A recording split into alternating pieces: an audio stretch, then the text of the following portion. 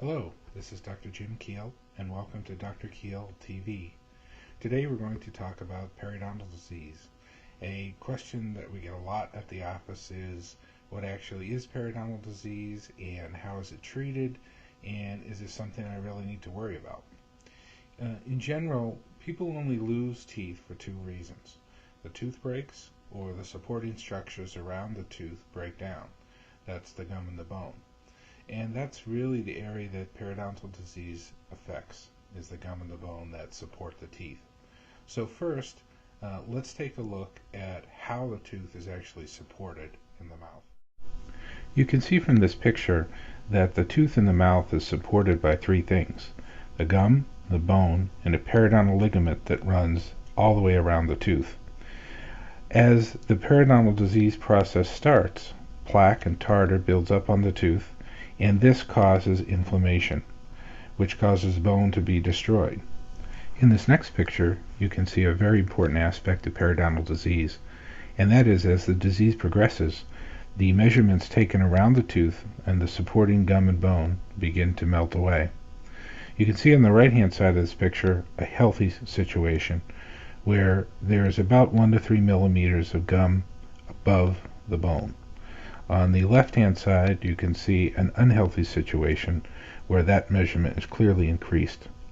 This also shows another important aspect of how periodontal disease is diagnosed, and that's through the use of a periodontal probe, which is nothing more than a small round ruler. This measurement measures from the top of the gum line to the top of the bone. And again, in healthy teeth, we see this to be anywhere from 1 to 3 millimeters. If these measurements are increased or there is bleeding present, these are the first early signs of periodontal disease and require treatment. Treatment of periodontal disease falls into two broad categories: surgical and non-surgical treatment.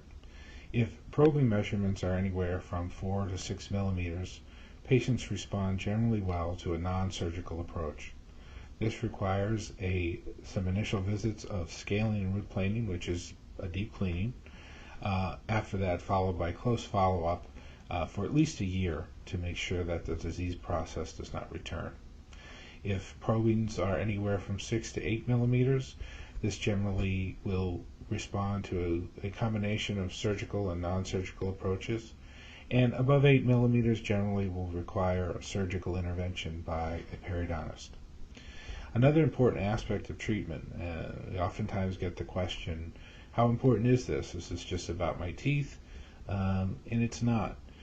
In recent years, there's been a lot of evidence, scientific evidence, to point to the fact that periodontal disease and overall health have a strong relationship. In fact, as we said earlier, the bacteria that cause periodontal disease are often found throughout different areas of the body. These have been linked to stroke, cardiovascular disease, low birth weight babies, and a variety of other conditions. So you can see it's important to have that periodontal disease treated as soon as possible. Thank you very much. I hope you enjoyed today's blog. Next week we'll be talking about dental implants. Thank you.